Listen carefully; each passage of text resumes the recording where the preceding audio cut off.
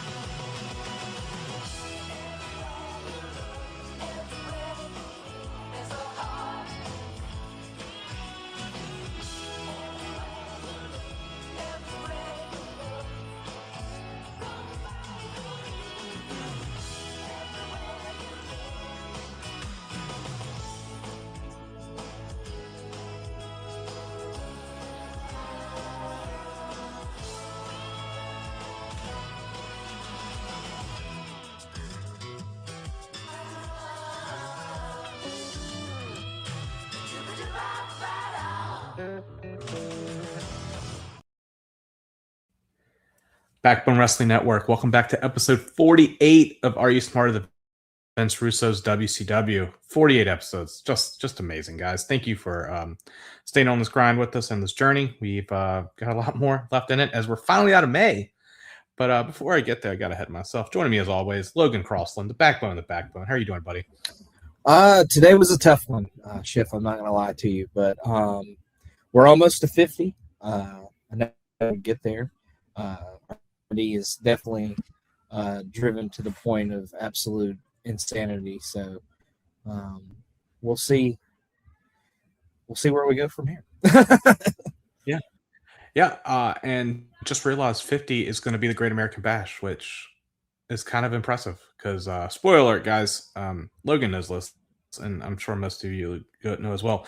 I don't plan out like these in advance. Like it's literally like me and Logan message each other and it's like, hey, do you want to record in 2 weeks after we finish this? And I'm like, yes. And then we do it. So it's just by lucky happenstance that episode 50 it's going to be the Great American Bash, which, as I said before, I got some personal stories with this. So, but we'll get to that in 2 episodes. But tonight we're in Atlanta. Hot Atlanta, the home Atlanta. of WCW, which is weird for them to say that, Logan, because I always like, I know WCW technically is their home because of TBS, but like they're still like North Carolina for me. But I know that's NWA and Crockett. Charlotte, but yeah, feels like home. Yeah, and them just actively like saying it the whole night and everything. But we'll get to that shortly. But we get a promo package to start off, and it's a video of Tank Abbott calling out Goldberg and mocking him while he was out and knocking people out, which was hilarious. And then the Goldberg monster truck, which was a character, which seems to have they've retired the monster truck character, Logan, hopefully. Like destroying Tank's car, and then Goldberg finally showing up last week and saying Tank was next.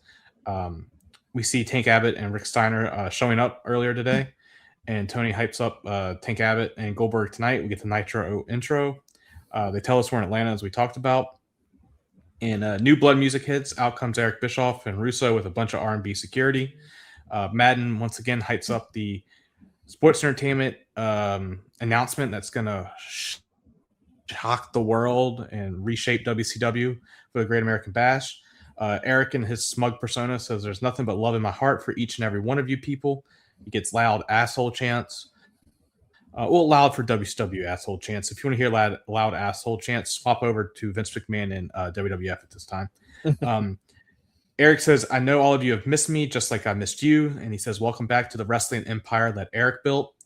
He then goes on to say the Millionaire Club is down Lex Luger and Liz as they're both too afraid to leave their homes. So I'm assuming from that, I'm going to stop here real quick. I'm assuming from that, Logan, that's them writing out Luger and Liz because they're not on this episode. As Logan, he did, as we talked 2 episodes ago, Luger did show up and get no pop when he showed up with the Rip Hamilton mask. But Logan brought up a good point that he has Lex Luger's reputation is good now after his, he became paralyzed and had his health issues and found God and it's not a dick anymore. But I think this is prime dick Lex Luger era. Yeah. As there's a Greed story where him and Bagwell are just complete dicks to some wrestlers that will debut soon. But he's difficult to work with right now. So it sounds like Lex and Liz just took their balls and went home to Atlanta, ironically, because that's where Lex lived. Yeah, I think Liz is done, honestly, if I remember correctly. And then Lex, I mean, obviously comes back at some point, but yeah, I think he's real bad into the, painkillers and drugs and all the other shit he was on at this point. So I think he would, I think he's in a pretty bad place at this point, and he's pretty dickheadish when you have to deal with it. So, yep. All right. Yep. And so then Eric announces Scott Steiner versus Vampiro tonight, and that says that Kevin Nash will run the New Blood Gauntlet. And he says if Kevin Nash loses tonight, he will lose his title shot at the Great American Bash. And if any of the millionaire maggots interfere, he will also lose the title. Eric says to have an even playing field, he makes a world title match between Jeff Jarrett and Sting. He specifically says world title. That's for later on, gang.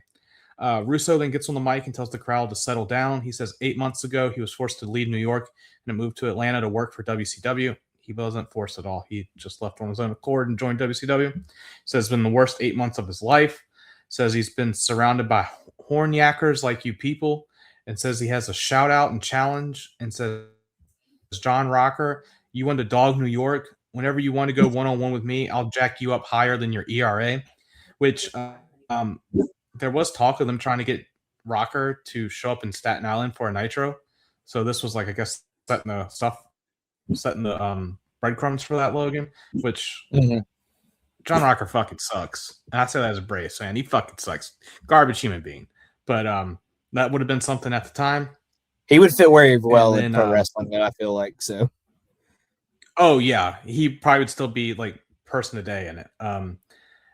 And he then Russo points to the cage that's above the ring and says, Flair, you want to go to Space Mountain? Well, we're going, Daddy. So so he wants to fuck Flair? So that's a little weird. Yeah, that was a weird line for sure. Yeah. Eric then says Russo is a genius and for his commitment to New Blood and WCW. Eric said he will follow his lead. He said he will find a way to take the hardcore title off of Terry Funk tonight. He says he will become the hardcore champion or die trying. Eric then says, Mr. Goldberg, we have been friends for a long time and we've been relatively close. I like your attorney. But last week we had a breakdown in communication and says Goldberg messed up their plans to take out Kevin Nash. And he says Goldberg can take out Tank Abbott and leave. Eric says if Goldberg helps Kevin Nash, he will suspend Goldberg. It's not personal. It's business. Russo grabs the mic and calls out Goldberg. Russo says, Goldberg, I don't know you and you don't want to know me. Says Goldberg has never messed with a New Yorker before. And then we see Goldberg watching backstage. And then we cut back to Russo. And Russo says if Goldberg shows his face tonight, he will personally get up in Goldberg's face. I said, he's going to fuck Goldberg too? Because he says personally get up in Goldberg. So I was like, so he's going to fuck Goldberg too? And then he says, I got 2 words for him, spearless, and does the suck it cross chop. Goldberg's music hits and he comes out and he beats down R&B security. Not gonna lie, it's pretty awesome how he just beats the ever-loving piss out of these trained power plant guys. Russo and Bischoff, of course, bail. More R&B security come out, but Goldberg legit just scares them off, and they like hop down off to the apron and pull their friends out of the ring. So pretty strong angle. Looks like we're having Goldberg and versus the New Blood, with them saying not to test him. And they put in Goldberg in with the Millionaires Club. Some hints for what's to come on episode 50, but we'll get to that, Logan. But some little things, if you look back, like, that makes sense. But pretty nice. They're setting up Goldberg. He's the hometown hero here. This is where he beat Hogan in the Georgia Dome. We're not in the Georgia Dome now, where the Hawks play, I'm pretty sure, unless they blew that building up. But no, that's where the Hawks play. That's still up. But yeah, this is the crowd. This is the only person they seem to care about is Goldberg tonight. Yeah, they're very hot for him, of course. Like you said, hometown man. But yeah, this was pretty long and drawn out in the grand scheme of things. But yeah, they pretty much set up the night, set up what's going to happen throughout this episode, and kind of allude to some stuff that may happen at the Great American Bash and stuff like that. The only R&B security guy I think I recognize, and I don't even really know that it was him, but Cassidy Riley from TNA was one of them, I'm pretty sure. But what? Yeah, so I don't really think I recognize any of the other ones, but yeah, he absolutely destroys them as per what Goldberg does whenever he does show up. So, but he wrecks the poor R&B guys. But yeah, I mean, they just kind of lay out the night ahead. Russo wants to fuck everybody apparently, but yeah, kind of just a setup for the show. And if you want to hear more about Cassidy Riley when he was part of Serotonin, check out the archive of Highway to the Impact Zone here on the Backbone Wrestling Network every other Thursday. Oh, that is true. Yes. So we have a commercial break. When we come back, we see what just happened, and then we go backstage to our Russo and Bischoff offices. Eric is yelling at Russo in the back, asking if he knows what he's done. And Kat's, of course, there, and he's like echoing everything that Eric says. He says, "Do you know what you've done?" Kat says, "I told you 100 times I know how to handle this." I thought he was hilarious in this, just being like an idiot. It's just, I don't know. We're on two different sides of that one, Logan. Russo says he's sorry. Jeff Jarrett shows up and asks if everyone is out of their damn mind. Says he has to defend the title in 6 days. Eric says, "You're a pro, go be a pro." And Kat says, "You got this." Jeff Lynne leaves. And then Eric is like, "What are you doing to the cat?" Which is funny. Kidman shows up with Tori and says this thing with Horace is out of control. Says he wants a match with Hulk and Horace tonight. Which, spoiler alert, gang, I took that as he wanted a 3-way dance tonight, but I guess he means he wants a match with Hulk versus Horace tonight. Eric, yeah, which way did you take that, Logan? I thought he wanted a 3-way dance to get his ass beat again. I kind of thought he wanted a 3-way dance or like a handicap or some such situation like that. But it kind of sounded like he wanted to face Horace too, but he also wanted him to fight Hogan. So very confusing. Yeah. Yes, it was. Eric says, "Do whatever you want to do. I don't really care." Tori then gets mad and storms off and says, "What are you doing?" Just fucking chaotic shit all around. We see Bill Elliott in the crowd randomly. His son, Chase Elliott, not there. Probably wasn't even conceived by this time. Or was too young to go. Just the Southern flair that Eric Bischoff hated, which is pretty ironic. And then we see how Chuck Palumbo and Sean Stasiak won the tag titles via DQ on Thunder when Kat said titles can be changed via disqualification. And this is match 1 for the World Tag Team titles. Sean Stasiak and Chuck Palumbo versus Chronic. Chronic is not wearing their Chronic 419 shirts for Logan. They might be one and done, sadly, because everyone realized they were fucking dumb. But the heels are out first. When Chronic gets in the ring, they attack the heels. Sean's thrown out immediately, and Brian Adams fights him on the entrance ramp. Clark hits Chuck with a middle rope clothesline and gets 2 off of this. Sean runs back in and attacks Clark, and they double team him. Clark dodges a clothesline, and this allows Adams to then hit a flying clothesline from the entrance ramp to the ring to Sean. All 4 are battling in the ring. Sean's thrown out of the ring. Brian Clark hits the meltdown on Palumbo. Palumbo's been thrown out of the ring as well. Clark then hits a move that is missed by everyone because they show the cat walking out and he's on the entrance ramp. Sean and Adams fight in the ring, and Adams hits a full Nelson slam on Sean. Adams pins Sean, but Chuck breaks up the pin. We go back to the cat still watching. Adams then goes for a power bomb, but Palumbo super kicks Adams for the save. The heels double team Adams. Sean set Adams into the rope and hits a nice neck breaker. We get a tag to Chuck, and Chuck hits a top rope shoulder block, but then Clark makes the save as well. Tag back to Sean, and then he hits a back elbow. Sean goes up top and hits a crossbody and gets 2. Sean punches Brian Adams, and Brian Adams reverses an Irish whip, hits a backbreaker of his own. We get a tag to Brian Clark, and he beats down the heels. Then he hits like a Cobra clutch choke slam. All 4 men start battling outside the ring. The cat gets in the ring and yells at the ref. The cat tells the ref to count out as all men are battling. Clark and Palumbo battle to the crowd. Adams and Sean are battling just around the ring. Sean gets in the ring, and the cat yells over the mic that it's a count out. He tells the ref to ring the bell. The ref rings the bell and says Palumbo and Sean won by count out. Captain says, my best friend Eric will kick y'all's asses out if y'all do anything. They don't care. They grab Cat to give him high times, but then Sean and Chuck attack Chronic. Chronic gets the last laugh because Adams hits an F5 on Sean, and they pull out a table, but we cut to the back. And yeah, that's just a shitty match. Yeah, not great. I do enjoy Chronic kicking ass, but this was a little bit more even than most of their matches have been at this point. I love the meltdown when Clark hits that. It's an awesome move, and he hits it with such force and kind of it's a little bit more of a snap than most pump handle slams are.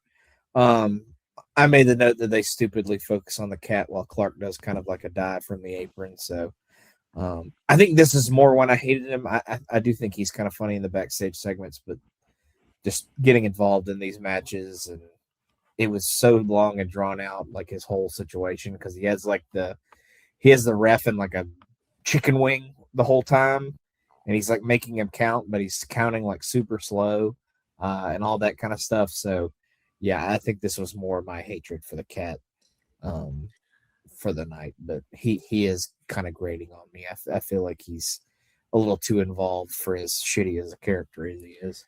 The cat's better in those backstage segments. When I see him in the ring and stuff, I don't want to see him because that feliner shit looks so staged where they're holding the chair and he does like a fucking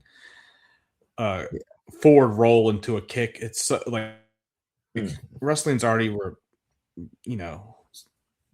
trying to escape reality, but that like makes it like breaks it up. It's like, oh, this is really fake. Mm-hmm. We go to the backstage. Kidman walks up to Tori and says, what the hell do you think you're doing walking away from me? He screams at Tori and says, you're making me look like a joke. Major Gunn shows up and says, you don't treat Tori like that. Kidman says, mind your business, you dumb bitch, and tells her to get out of here. He really was not expecting to hold back. Yeah. I was not expecting him to call her a dumb bitch, Logan. It fucking popped me. I was like, oh. Yeah. Like, what's this bitch doing here? Completely out of nowhere. I was like, I figured he'd call her like a blonde bimbo or something like that, but he said, you dumb bitch.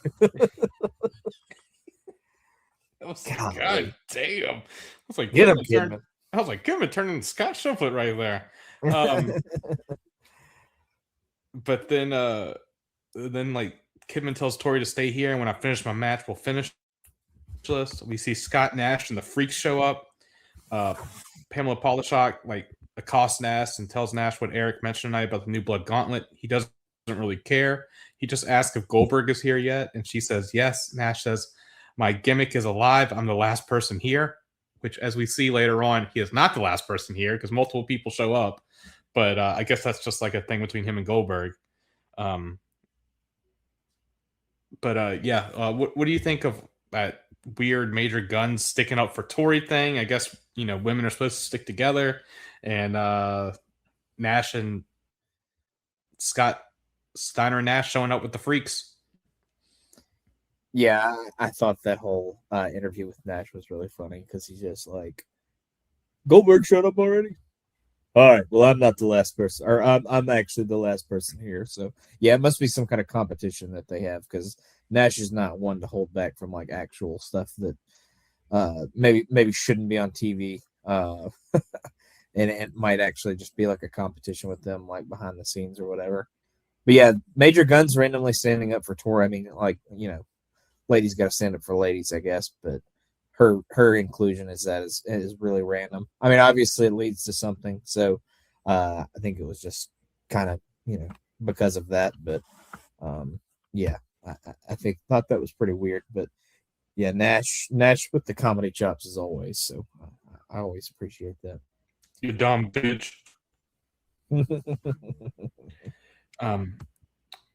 So we take a commercial break. When we come back, we see that Major Stash is putting eye drops in his eyes. And then he sees General Rex and says, "Attention on deck, dudes."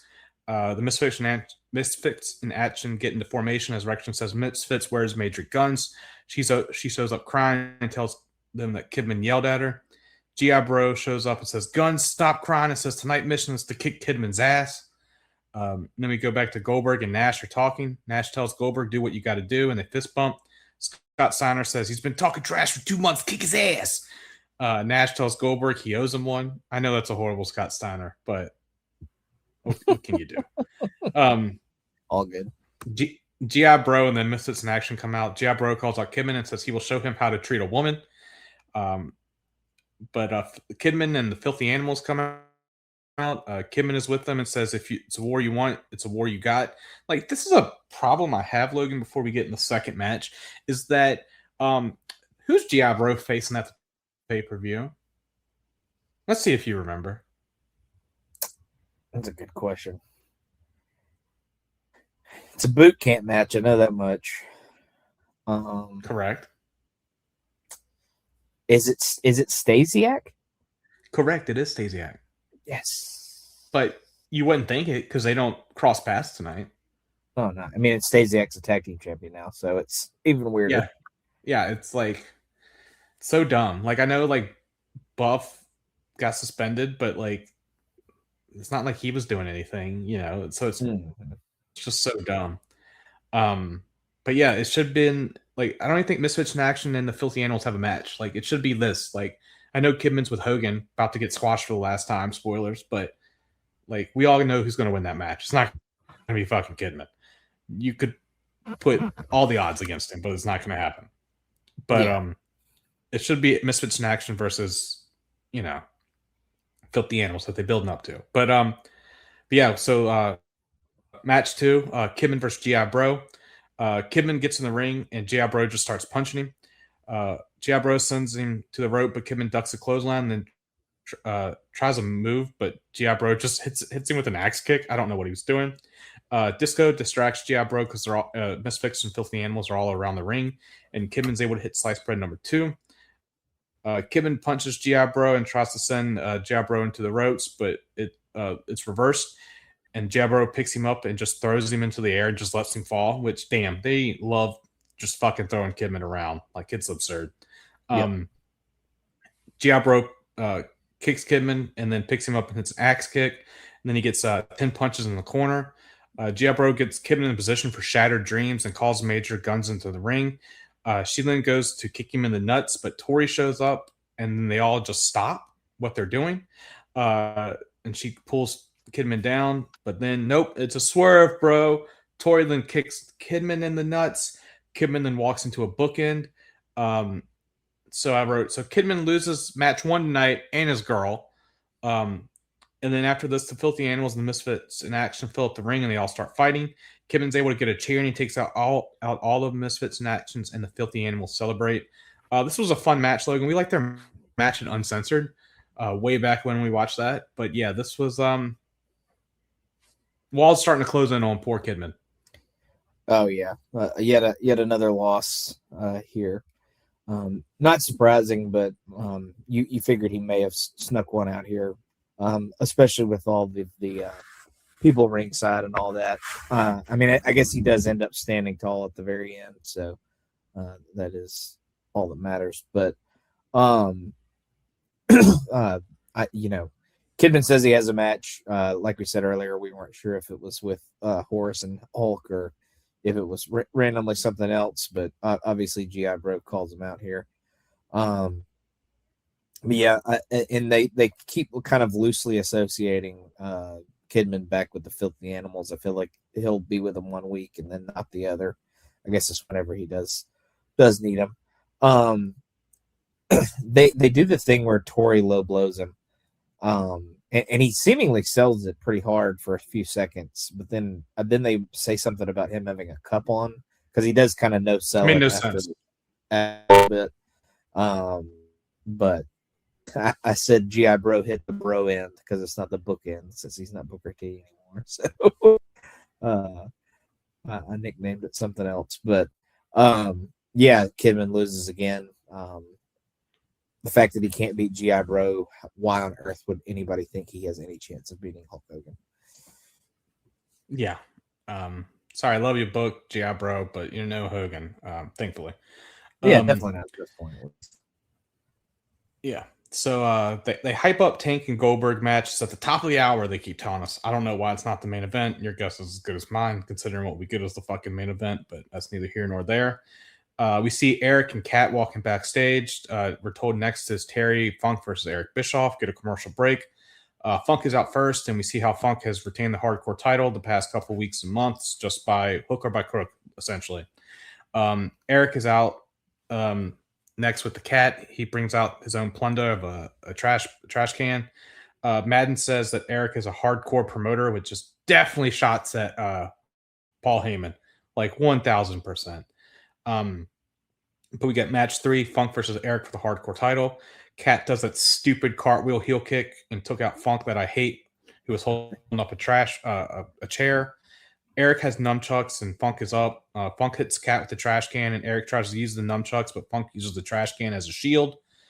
Funk hits Eric with the trash can. Cat pulls Eric out of the ring. They start walking to the back. Funk follows him down the ring. The match just fucking ends, apparently. We get Tony trying to tell us that they're trying to get a camera backstage again. I don't know, Tony. Have you not watched a hardcore match in the past fucking year here? They all go to the back. Like, have these motherfuckers ready, Tony. He hypes up something called WCW Reload. I don't know what that is. I meant to look. Loki, you forgot about it, gang. But then Miss Hancock comes out. She starts dancing. Then out comes Kimberly and Mike Awesome. Kimberly has a mic and it says, "Excuse me, honey." She says Miss Hancock is trying to steal my spotlight and says Miss Hancock is doing a bad job. Says Miss Hancock doesn't know how to be a star. Kim says everyone came to see me and tells Miss Hancock and her lanky legs to step off. And then she says that the secretary stripper look went out of style in 1993. Kim takes her clipboard because Miss Hancock walks away and Kim hits her with the clipboard. My note here says no one wants this feud. Kimberly walks off. Hancock gets on the mic and says Kimberly to get her fat ass in the ring right now. Kimberly says, "Did you just say fat ass?" That's a compliment now, Logan. I guess not in fucking 2000. But Kimberly says, "I'm going to give you a fat lip," and says later and walks off. While this is happening, Funk starts fighting Eric back on the entrance ramp. Funk has Eric in a wheelbarrow and takes him to the ring. Mike Awesome just walks by and doesn't even fucking help his boss. I don't know if you noticed that, Logan. It's like, what are we doing? I didn't, honestly. Fucking powerbomb Funk or something. God damn. He's in the fucking New Blood. Like, you're just fucking, oh, sorry, boss. Like, damn. Like, no wonder you fucking turned into what you turned into, Mike Awesome. Damn. He was assigned to Kim, and that's all he needs to focus on, apparently. Yeah, obviously he's a fucking moron. Like, just damn. So, Funk dumps Eric back in the ring. Cat runs down, but Funk takes him out. Funk DDTs Eric on a chair. We go backstage, and Russo is with the Mama Lukes. They're back. Giant the Bull and Vito, Logan, our boys. He tells the guys to go in this now. Funk says, "Bischoff, I'm going to show you my wrinkled ass." He's going to give him a bird eye view. Gives him in the position to give him a fucking stink face, but Funk pulls his pants down. Out comes the Mama Lukes with hardcore plunder. They beat down Funk. Vito hits a middle rope elbow drop on Funk. He has a chair on his face. And they they slam like the kendo stick they had on his face just to beat down. Vito hits his like spinning DDT on Funk, and they pick up Eric and put him on Funk. Eric wins the hardcore title. Logan, this was somehow a segment sandwiched in a match, and then a segment and a match sandwiched in between it, which is something I did not really like, to be honest with you. So I really thought the match just ended, and I was just like, what are we doing? Yeah, I kept waiting for the camera and waiting for the camera to like catch up to them in the backstage, but it just kind of never happened. And of course, we get a Kim segment in the middle. No one wants that. No one Yeah. wants that. And I thought we were headed towards a singles match between the two, and I was very much dreading that. Not that what we get is much better, but yeah, that could have definitely been brutal. But yeah, I mean, she continues to be one of the more grating parts of television every week. So, but yeah, she's kind of like a fitness model type. So fat ass is probably definitely not a good thing. She wants a very toned ass. So that's a huge insult to old Kim. But yeah, Mike Awesome, I didn't notice him completely not Eric, but that is really funny. They eventually do show back up in the arena, like you said. Funk has the match won. He DDTs him on the chair, but he has to make him taste his ass for some reason. So, and he never really gets that payoff. So, but then, yeah, like you said, the Mama Luke's kind of reemerge, and Eric is our new hardcore champion. So, another ridiculous title change that I'm sure will last one show. Yeah, I'm sure it will. So they hype up the Goldberg match again. We see Scott and the Freaks walking backstage. We get a commercial break. We see a limo pull up, and Flair finally shows up with Reed and Beth. So Flair is the last one here tonight. Where the fuck, Charlotte? Yeah, that's right, Logan. Logan brought up a very good point that just completely I didn't think about. Where the hell is Charlotte Flair? We've seen her. Sorry, Ashley. We saw her when they went to Rick's house. We haven't seen her since.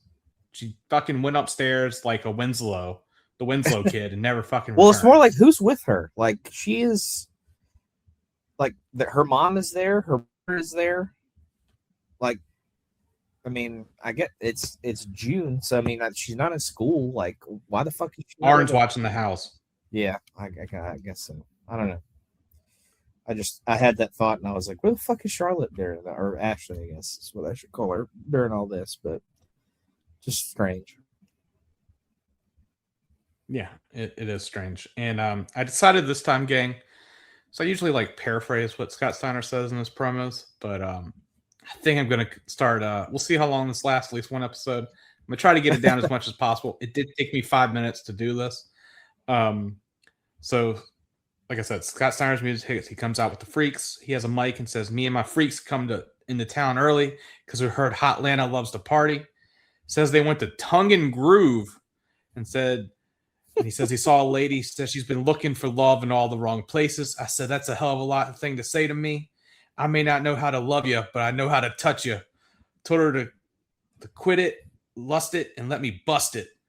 I gave her this feeling and she hit the ceiling. She called me the big bad booty daddy because Big Papa Pump is your hookup. Holler if you hear me. Amazing, Logan. Fuck, this man should be world champion right now. He should have won the title at Spring Stampede. Nothing can convince me. Like, this man should be fucking world champ right now. Just beating the fuck out of people and saying he's going to fuck every girl in the world. What a maniac. But I love him. He's so insane. I would not want to hang, just amazing. Speaking of maniacs, Vampiro's music hits, and he comes out with a gas can and a blowtorch. So match 4, Vampiro versus Scott Steiner. Match starts and they circle each other. We get a collar and elbow tie up, and Scott forces Vampiro to the turnbuckle and beats him down with just kicks and punches. Scott sends Vampiro into the ropes, but Vamp reverses it, but he misses a spin kick as Scott ducks. Scott then hits a suplex, then a military press slam. Scott sends Vamps into the ropes and he charges him, but Vamp gets his foot up and he starts kicking Scott. Then he takes him down with kicks. Scott reverses an Irish whip and hits a lariat and then an elbow drop. Scott throws Vamp out of the ring. He throws Vamp into the guardrail, then kicks him and slams his head into the steps. He throws him into another guardrail and picks up a chair and hits him with it across the ringside, and then slams him to the table, and the announce table doesn't break, which probably hurt like a motherfucker. Scott then walks over to Vamp, but Vamp's able to kick him, and he throws Scott into a guardrail as well. Vamp gets his own chair shot in. Vamp kicks Scott and takes him down, but then Scott's able to get up on his own strength, and he actually throws Vamp in the ring. He puts Vamp Vamp on the turnbuckle went for a belly to belly off the turnbuckle, which I believe would have killed both of them. But Vamp headbutts Scott and hits this horrible spin kick from the top rope.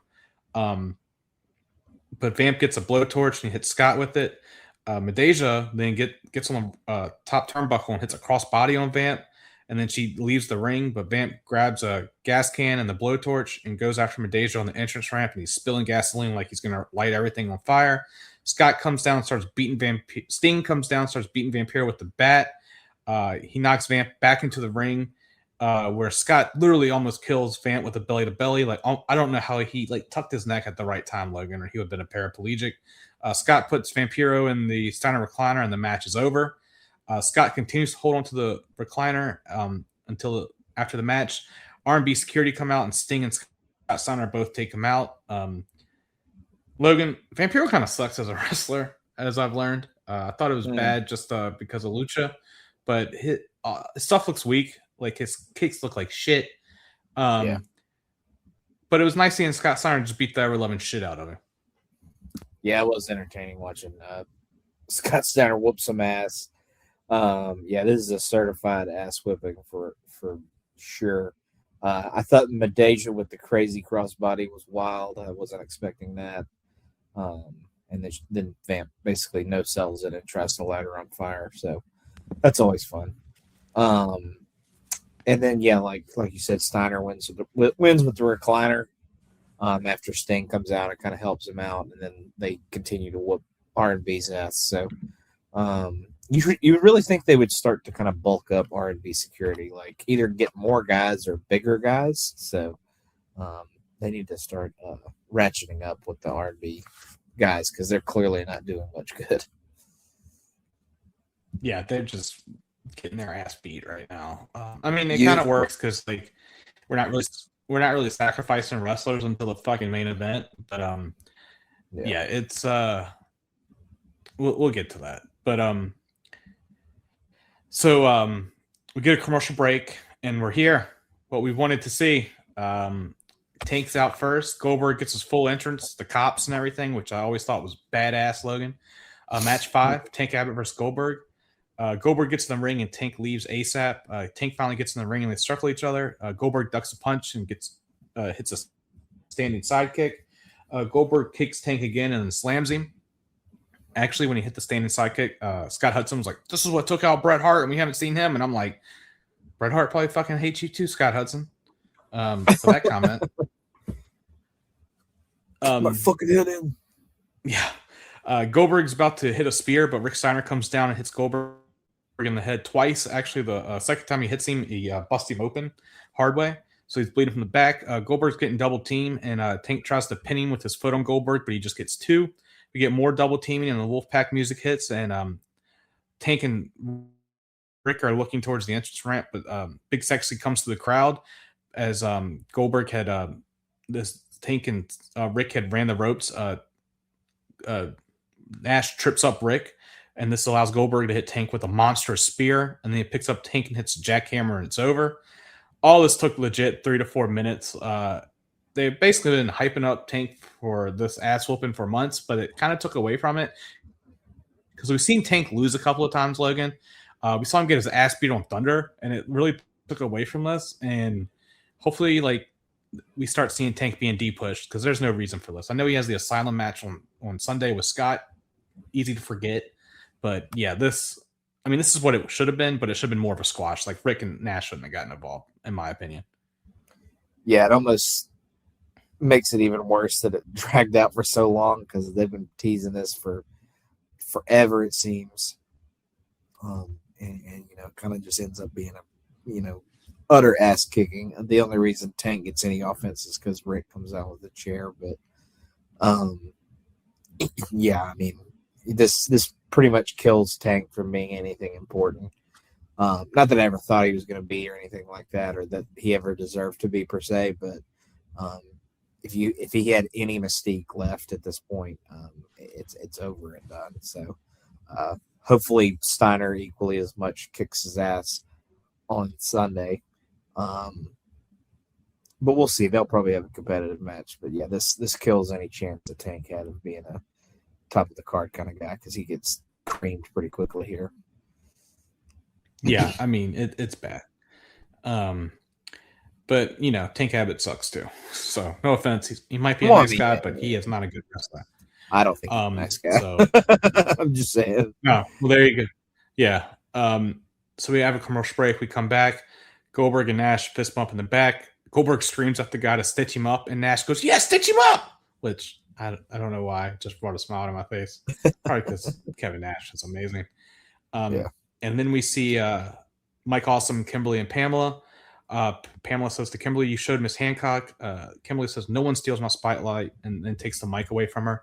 Asks for her name, and Kimberly says, "I'll forgive you. I forgive this because you're new, but the show is all about me." Kimberly says, "Mr. Muscles and me are going to wipe that smirk off your face." So I guess Kimberly is challenging Miss Hancock to a match versus her and Mr. Muscles, aka Mike Awesome, tonight. I thought it was about to happen, but nope. Jeff Jarrett music hits. Sting is out next. Match 6, Jarrett versus Sting for the WCW title. Jeff attacks Sting while he's doing the yell to the crowd. Jeff punches Sting, but Sting reverses an Irish whip and drops Jeff throat first on the rope.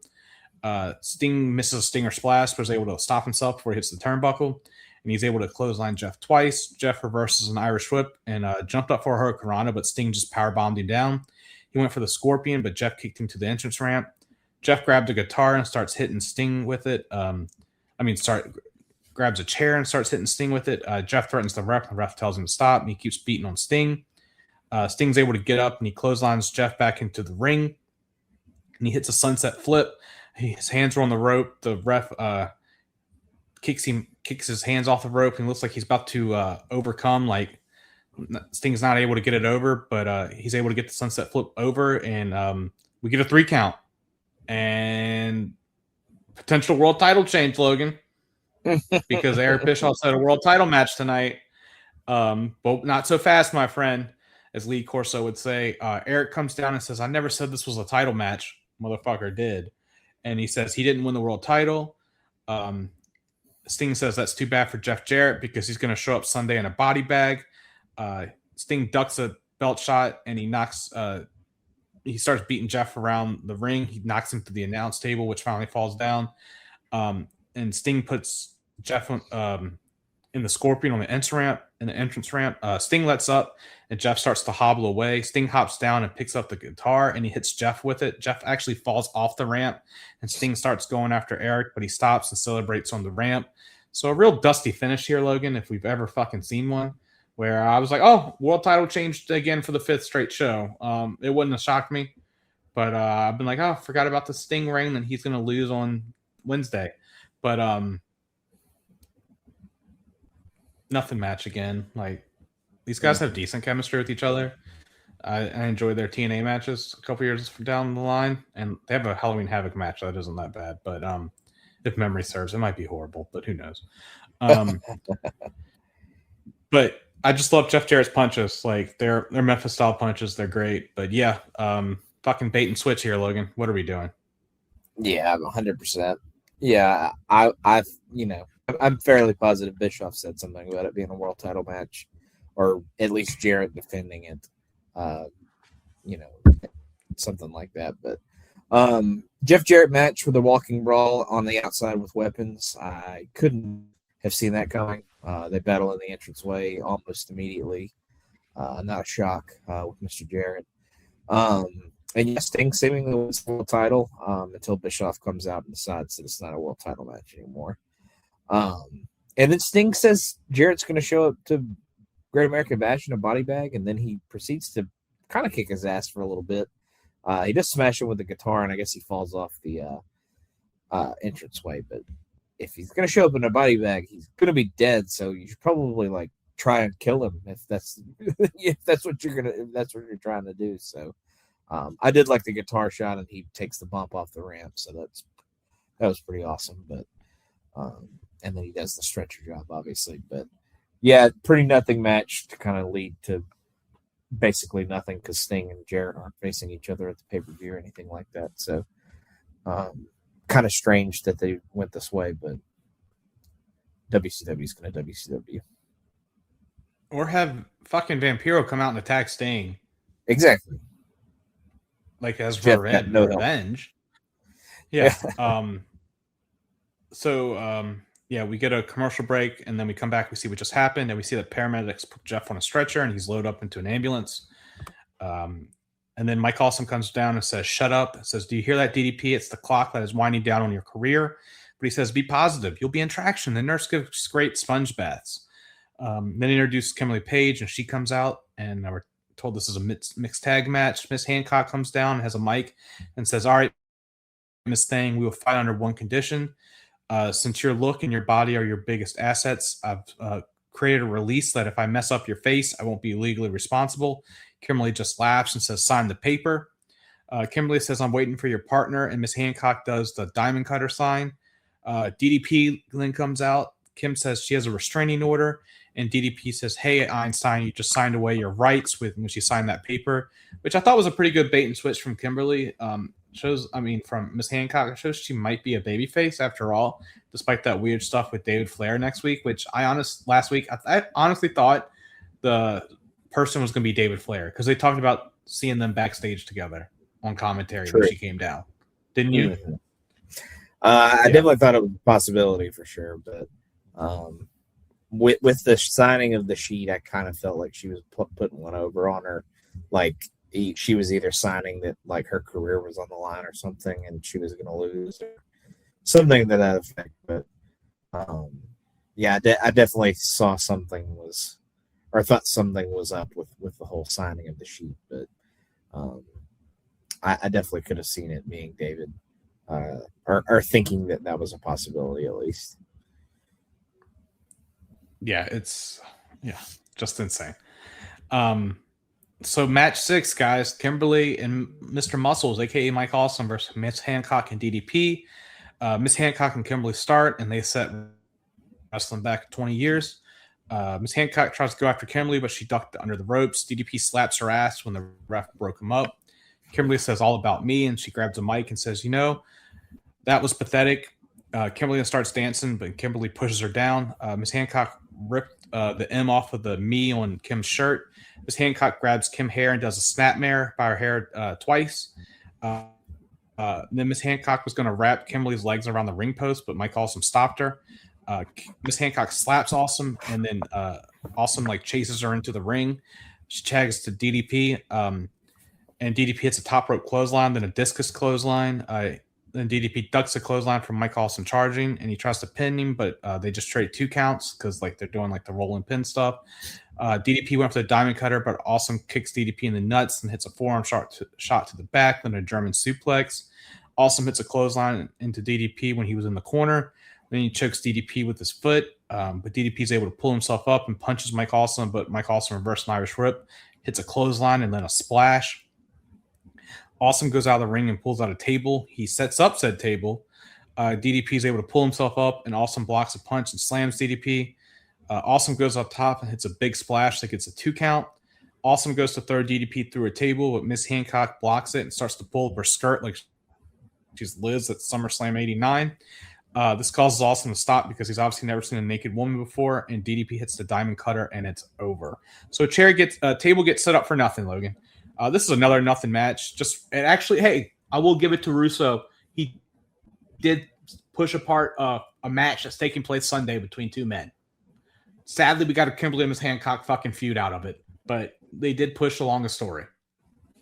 Yeah, it's weird that they kind of gave it away before the pay-per-view, though, because it seemed, they're going to have the pay-per-view. But like you said, they do kind of link up at least in a tag team match beforehand. But definitely felt like they gave away, especially I think one of the women could have been pinned in this situation, or one of the women could have pinned the other one instead of DDP getting a pin on Awesome. Even though pretty sure the match at the pay-per-view is an ambulance match, so that won't involve any pinfalls or anything like that. But Russo really gets off on watching these untrained wrestling women fight each other because they absolutely look foolish doing the stuff that they do, and they look like they've never been in a wrestling ring before. So, Awesome goes to put him through the table, and Miss Hancock dances upon the top of the table, so he does not put them through DDP through that, and then DDP hits the cutter, gets the win. So kind of weird that he got the win over Awesome, a few days before pay-per-view, but again, WCW is going to WCW. Yep. We go backstage, and Pamela's in front of Hogan's dressing room and says Hulk just told her that there's no way in hell that Hulk Hogan will fight Horace tonight. She says it sounds like the family feud is over. We get New Blood music hitting, and out comes Eric and Horace. The cage is coming down. Eric says not to worry. Paramedics say that Jeff's prognosis is good. Eric says the rumors are confirmed that Hulk Hogan knows not to work tonight. Horace says he wants to put Hulk Hogan's sorry ass through the table. Eric says this is useless because Hulk wants to forfeit. The NWO music hits, and out comes Hollywood Hogan. He has a mic and says, I said Hulk Hogan wouldn't wrestle tonight, but I didn't say a damn thing about Hollywood, and says lower the damn cage. My note says, I thought it was Horace versus Hulk versus Kidman, but this is match 7, Horace versus Hollywood Hogan in a cage. Hollywood gets in the ring, and Horace attacks him as the cage is lowering, but Horace beats him around the ring. Hollywood reverses an Irish whip and hits a clothesline in the corner and then punches Horace around the ring. Hollywood hits a clothesline and pulls out his weightlifting belt, and he starts whipping him. Then he chokes him with said belt. A Horace rolls out of the ring, but Hulk throws him into the cage because it's one of those big-ass like Hell in a Cell type cages where like you can move around on the side of the ring. It's not just over the ring exactly. We have some leeway. Hulk throws Horace into the cage, then beats him around the ring. He says, fight like a man. Hogan picks up a chair, but Horace kicks the chair into Hulk Hogan and starts beating him with said chair. Horace misses a chair shot. This allows Hulk Hogan to start punching him. Hulk Hogan throws Horace in the ring and beats him with that chair. Hogan hits Horace with a running chair shot. Then he puts the chair on Horace's face and hits the leg drop. And oh my God, it's over so quickly. But finally, we got some more humiliation coming for poor Kidman, Logan, as the cage door opens and Kidman comes down and he beats down Hulk. Hulk, of course, starts getting over and on Kidman, and he throws him out of the ring. But when he does, forgot to mention, Horace set up a table. So fucking Kidman goes to the goddamn table. So this man just fucking gets his dick beat in again by Hulk Hogan. Nothing match. Hogan sells more for fucking shitty Horace Hogan than he does for fucking Billy Kidman. Like, I feels like I'm beating a dead Hogan right now, essentially, Logan. Like, goddamn. Like, it's just so bad. Absolutely. Kidman gets beeled from the ring through the table, so just absolutely chucked in the air and takes a crash landing through the table. Poor Kidman. But yeah, Horace, gets a little offense in the beginning, but this is complete destruction. Hulk, once he takes over and just absolutely whips his ass, beats him down, beats him, easily in the match and all that. But yeah, Kidman comes down, tries to jump him from behind, but like I said, ends up getting beeled over the top rope through the table, and you got to feel bad for the guy. I don't think he did anything wrong to anybody, but he's just playing with the wrong politician at the wrong time. So, I think Kidman's pretty dead at this point. I'll be interested to see maybe where he goes after this, but any thought of him, going up the card whatsoever is dead for sure. Fucking dead and gone, Logan. My God. Yeah. This man has been cucked out of everything. His girl, his main event run, getting any fucking offense on Hogan. He has 2 quote unquote wins, but it's like, come on. What are we doing? Just couldn't even let him get one over. Fucking Hulk Hogan. Nope. Fucking piece of shit, man. Just fucking piece of shit. I was saying, now I think his career is on the line in the one and this next one. So you knew he wasn't losing. Yeah, of course. Ray Charles saw that. But as we just said, DDP got one over on Awesome. Same thing couldn't fucking happen. Gotta be strong, brother. Yeah. I guess Kidman's tan wasn't good enough for Hogan. So we had the Flair family with Pamela, and she asked Flair about his thoughts tonight. Flair says he's not worried about Russo, as Russo is going to bleed and sweat and pay the price of a wrestling lifetime, and he walks off. Russo is on the phone with David and says, "What do you mean you're in traffic? I'm up next." Get a commercial break. We come back. We see Nash tying his shoes for the gauntlet later. Russo's music comes out, and he looks scared when he comes out. Flair's music hits, and he comes out with all his family. Tony's wondering if Russo got to Beth, which I swear to God, if they do this bullshit, I might just kill the podcast at 50, Logan. So, because I honestly don't remember where this Russo and Flair feud goes. Like, the summer is a hazy cloud of suck for me. And I know nothing, so. Yeah, I'm not looking ahead, guys. Like, I know what happens in the Great American Bash. We've sort of made hints towards it, but after that, besides Bash at the Beach clusterfuck, I don't know anything with this. I thought the Natural Born Thrillers would be here by now, but obviously I'm wrong. So match 8, back-to-back cage matches, gang. Russo versus Rick in a cage match. Russo looks scared when the match starts. Flair gets in the ring and he looks like fucking, like, I guess when it was him and 4 girls in the hotel room, like, that's how happy he looks. Flair struts and we get a collar and elbow tie up. Russo hits a shoulder blocks and Flair, but like Flair gets up real quick and he goes to chop him, but Russo hits Flair in the nuts, and then he chops Flair, and Russo does the strut. When Flair gets up immediately and rips Russo's shirt, and Flair's just chopping the ever-loving shit out of him. Then Flair gets a running start and kicks Russo right in the nuts. Rick hits a back suplex. Russo is screaming like a dying calf. Flair hits a knee drop on Russo's dome. Russo falls out of the ring. Rick throws Russo into the cage, then chops Russo and throws him into the cage again, and then he chops him again. He's just beating the ever-loving hell out of him. Russo's screaming no more, and then Rick throws him into the cage again. Somehow David Flair shows up. He got in the cage. I guess he was underneath the ring. The phone call was a swerve, bro. Flair starts beating down David. Russo tries to get up, tries to get out, but Reed bites Russo's hands that he had on the cage, and then Russo punches the cage, and you see Reed take like a bump. Rick throws David into the cage multiple times. Russo pulls out a ladder and is trying to climb out of the cage. Flair chops David and then turns his attention back to Russo. And that Russo, being unathletic, took forever to climb said ladder and pull on the panel. So Rick's just fucking staring at him. But then, I guess Flair called an audible and told him to rake his eyes. So Russo rakes Rick's eyes and starts climbing the ladder. Russo's on top of the cage and Rick follows him.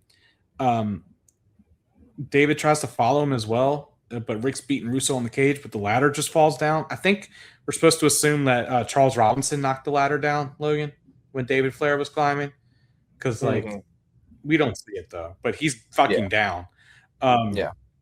Russo then tries to go down, but the ladder's not there, so he's just holding on from dear life.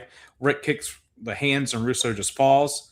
Because Charles sets up the ladder, and so Rick just climbs down. Rick goes over and kicks David again and starts kicking Russo. Rick puts Russo in the figure 4, but he won't quit. David is trying to pull on Russo to stop, but Russo still won't quit. And after an ungodly amount of time in the figure 4, which would have made men tap, the blood comes down and lands on Rick and Charles and takes them out. David puts Flair in the figure 4, and Russo pins Flair, and David counts 3. There's fucking blood everywhere, guys, all over everyone. And Meltzer said in the Observer that the latch for the New Blood thing got stuck, and that's why they were in the blood. That's why we were in figure 4 the whole time. So WCW can't do shit right. It's pretty impressive, the incompetence. Yeah, it's amazing. But, yeah. Go ahead. No, I was going to ask what your thoughts were. Yeah, no. Most of my frustration with this match is how long he stayed in the figure 4, because most men would have at least tapped or thought about tapping at that point, and he's kind of writhing there, and he's supposed to just be like a non-wrestler authority figure. So most of those guys usually tap immediately. So the fact that he just kept going and kept going, but if the trapdoor thing is true, then that does make sense, I guess. But makes him look tougher than most of the roster that would have tapped at that point. Russo kind of gets over early, like he gets a few shots in and kind of starts over on Flair, but obviously he gets cocky. Then Flair just lays in chop after chop after chop, and eventually takes him outside and throws him into the cage over and over and over again. But yeah, like you said, David kind of shows up at some point, but Rick kind of handles him pretty quickly. And Russo tries to escape and all that. But yeah, the red liquid basically just drowns Charles Robinson and Ric Flair. So that's how Russo's able to get the pin. I do believe Charles actually counts at some point too. But like I said, he's completely covered and drenched in the red liquid. So it's not blood, it's red liquid. Because I believe Tony accidentally calls it blood at some point, and Hudson or Madden corrects him. So, but yeah, just a ridiculous match. I did kind of find it entertaining because Russo does get his ass kicked, but yeah, just it's still ridiculous in the long run in the grand scheme of things. It's just it did have a little bit of entertainment value for me. Yeah, it's Russo never gets his comeuppance. Like, he still goes out on top here, and as we see later on, like, it's just never. So we see that. Sorry, then this part, guys. Like, God, if you thought that was bad. Hey, just to put it in context, there's like 6 minutes left in the episode at this point. Continue. Yeah. So we see that Scott Steiner wishes Nash luck. Get a commercial break. Tony says, "We won't ever forget tonight." He goes over everything that happened. I wish I could forget what happened tonight. Blood's still on the camera, as like they can't even fucking wipe it off. This shit's everywhere. Wolfpack music hits, and Tony's still hyping up the announcement. Russo comes back out with Disco and all the New Blood. So we got 4 minutes left now. Russo, Giant the Bull, and Chris Candido. Russo says to reiterate the rules. If he gets pinned, he loses a shot. And if any millionaires attempt to help him, he loses the title shot. Match 9, Kevin Nash versus New Blood Gauntlet. Jesus Christ. This is amazing. Honestly, Logan, this might be the worst match we've ever talked about on here. Mm-hmm. Because this is like when Cena and Orton took on all the Raw roster and squashed them. Like, this is on par, except for it's worse. I would argue it's worse because this is your main heel group. Yeah, this is brutal. So, all right, let's just fucking get this over with. So Disco comes down and he kicks Nash. Nash, the Nable, hits a sidewalk slam and he pins Disco. It's over for Disco. Chris Candido and Johnny come down. Nash hits the big boot on both of them. He's not pinning anyone, but the ref's fucking counting. Just one count, Logan. Like, what are we doing? He just starts Nash powerbombs people, and then Slick Johnson's like 1, 2, 3, 1, 2, 3. Not even 1, 2, 3. Just one. Nash powerbombs Vito, and there's no pin, but he still counts it. Nash kills Ray with a boot, and he's like, "Got to pin this motherfucker. I've already squashed him a couple times. That's why he doesn't have that mask on." So he fucking pins him. Then the rest of the New Blood come down. They beat down Nash. Goldberg's music hits, and he hits a double spear. He comes down, hits a double spear on Shawn and Chuck, and the rest of the New Blood attack Goldberg. And then, like, of course, it's like Vampiro and Shane has to get their ass beat, like, by Goldberg and Nash. The show ends with Goldberg and Nash in the ring. Madden says, "Didn't Goldberg interfere? What's going to happen at the Great American Bash?" Nash and Goldberg hug. Eric says, "Goldberg, I warned you," and says, "Wednesday at Thunder, I will suspend you." Goldberg says, "Hey, Bischoff, you suspend me, and your ass is next." And that's how the show ends, with them squashing the whole fucking New Blood, Logan. Like, what the fuck, man? Like, what are we doing? I love the pinfalls without the pinfalls. It's absurdity at its best and worst at the same time. But yeah, this is insane. That this ended a show, a weekly Monday Nitro show. That this was the main event segment. I mean, going into it, but like you had messaged me and was like, "Oh my gosh, this gauntlet," and I don't know what I was expecting coming in. I knew you seemed like it was insane or stupid or something to that effect. But I could have never anticipated the stupidness that this had. Like I said, you have Steiner come in to talk to Nash before the commercial break, and like if you obviously you didn't know this at the time, but obviously in hindsight we can see how much of the episode's left. And by the time Nash gets in the ring, there's fucking 4 minutes left in the episode. So it's like, we have to send a bunch of guys out here to get absolutely destroyed. And we don't need him to individually pin all of them. So he's just going to jackknife them, and Slick Johnson's going to count them down. So, oh my God. So stupid. Crazy that this was the end to the Nitro before pay-per-view. But Nash retains his title shot seemingly, and Goldberg's going to be suspended right after coming back. So insanity, at its peak form. Like it's just like what like Eric Bischoff claims to be like the smart man who was like shit on Tony Khan and all this shit. If I was Tony Khan, I'd be like, dude, fucking May 2000 WCW to June 5th WCW. Fucking explain yourself. That's all I would say. Yeah, and his like Russo... Bischoff's one of those people that wouldn't take responsibility. He would act like he wasn't really involved in the creative process, and he was just there as talent, and blah blah blah. He'd finagle his way out of it, verbally. Yeah, like. But you're right in the long run. Like Jesus Christ, like look, this is just god fucking awful. I'd be like 2 words, David Arquette. And I love you, David Arquette. You shouldn't have been world champion.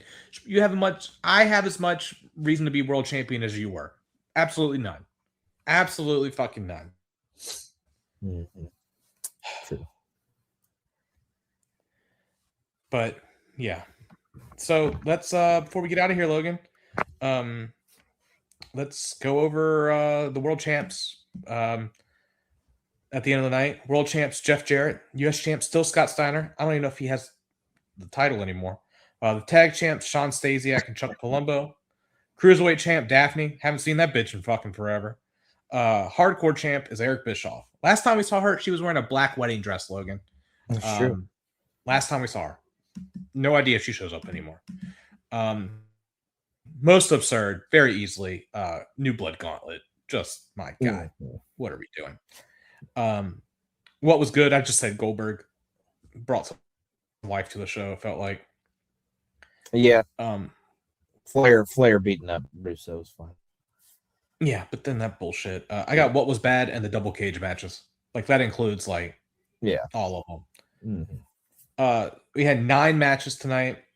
0 clean finishes, gang.